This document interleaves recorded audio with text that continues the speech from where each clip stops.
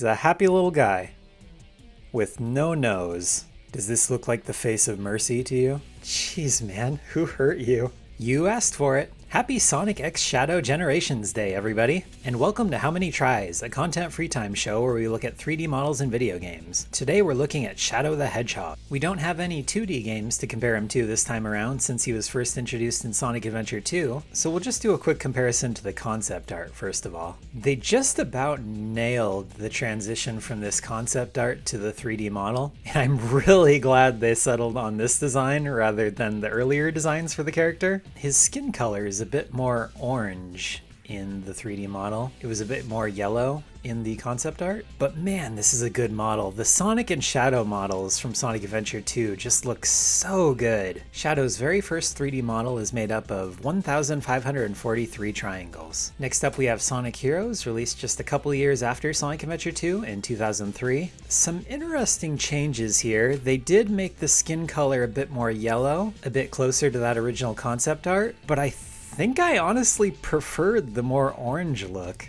Yeah, even with the different shaders, I feel like his skin just looks too pale in Sonic Heroes. Same thing with his fur, too. Yeah, even in game, I much prefer the Sonic Adventure 2 look. His fur has a lot more texture to it, but it's not too fuzzy like it might be in the third Sonic the Hedgehog movie. I guess the Sonic Heroes model maybe looks a little more polished, but I just feel like the Sonic Adventure 2 model has more personality. Shadow the Hedgehog, his very own video game released 2 years later in 2005, though the model looks nearly identical to the Sonic Heroes model. They just took a slightly different approach with the shading this time around. And I guess the coloring too. He looks slightly more brownish in Shadow the Hedgehog. The polygon count is nearly the same though. It was 2,328 in Sonic Heroes, 2,292 in Shadow the Hedgehog. Next up is Sonic 06. He got tall. I think everyone in Sonic 06 was a little lankier, they all had longer legs, so this definitely fits within the context of that game. Other than that, I'd say the most noticeable difference on this model is maybe the chest fur. It's got a different shape to it, it's a lot wider now. His spine's also got a little bit longer, as you can see from the back here. And the polygon count almost tripled, we're at over 8,600 tries now. Look at this goofy Sonic Riders model. I'm not a fan. His proportions are just way off. Although, it looks decent from the back, I guess. Here we've got the Mario and Sonic at the Olympic Games model for Shadow. Much like the Eggman model from this game, I think this looks really good for a Nintendo DS game. They're doing just about everything they can with those 792 tries. Of course, the textures are doing a lot of work with his eyes and his spines here, but I think it's a pretty good wireframe model too. Now here's the Super Smash Bros. Brawl model for Shadow, released in 2008. I feel like this is right around the time they were starting to sort of Flanderize Shadow. Before this, he had sort of been this kind of aloof, ambivalent anti-hero. Now he's got this grumpy face, he just kind of looks like a generic bad guy. Not a whole lot of personality going on here, other than angry. The rest of the model looks good, but I'm just not a fan of the face on this one. The Sega Superstars Tennis model, on the other hand, has a little bit of a smile to him. Look at his mouth curving up just ever so slightly. He's a happy little guy with no nose. The Sonic Chronicles model for Shadow looks maybe slightly better than the Sonic model from that game. Especially from the back, it actually looks pretty good.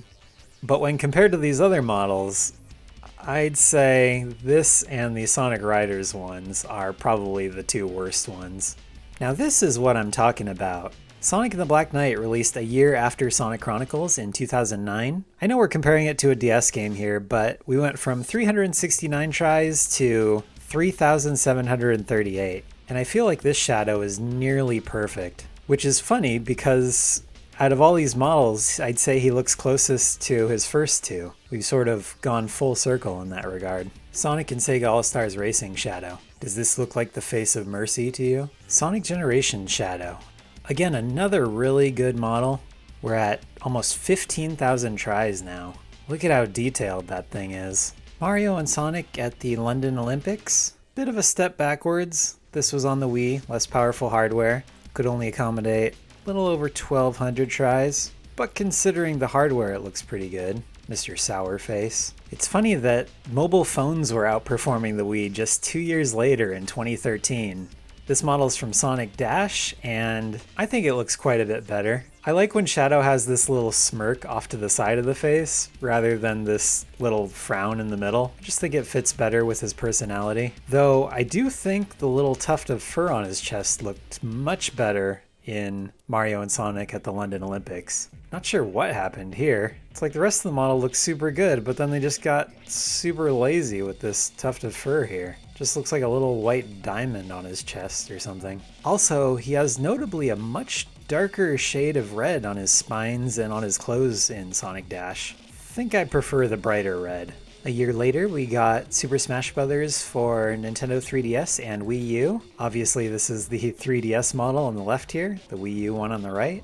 Other than the higher polygon count and higher quality textures, design-wise they look the same. Jeez man, who hurt you? Thankfully his chest fur is more or less back to normal.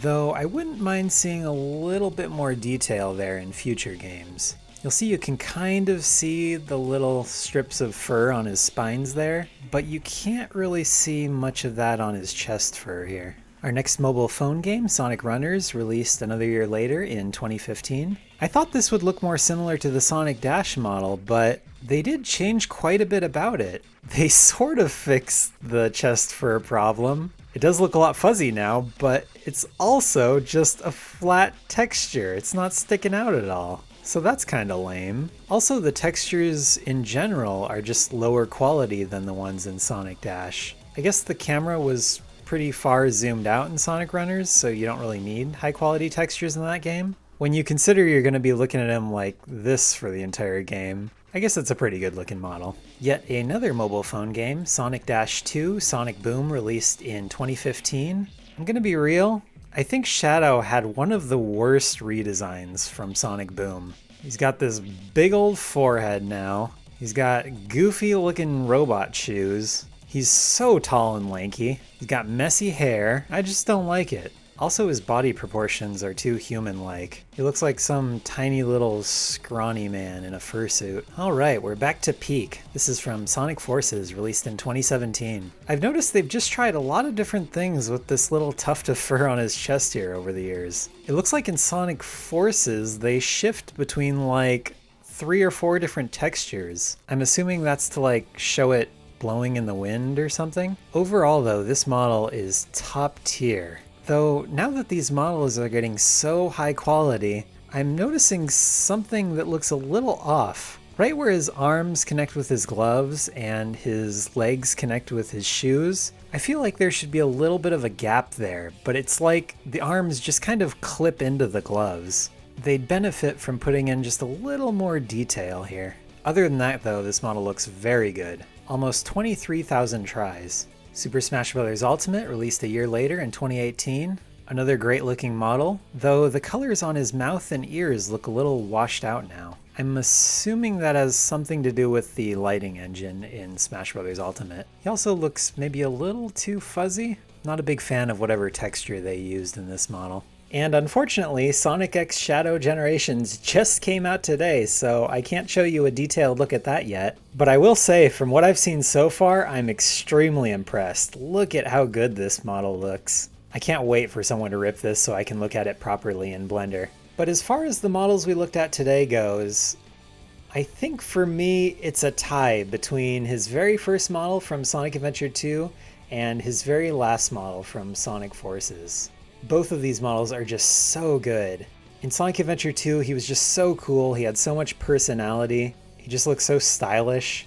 And this Sonic Forces model just looks so well polished, so refined. He truly is the ultimate life form. But what do you think? What's your favorite Shadow model? Let me know in the comments. If you like this video, feel free to check out my Sonic, Tails, or Eggman videos. I'll leave a link to those in the description below. Let me know who you'd like to see one of these videos on next. If you feel like chatting with me about video games, feel free to join the Limited Lives Discord. I'll also leave a link to that in the description below. And as always, thanks for watching.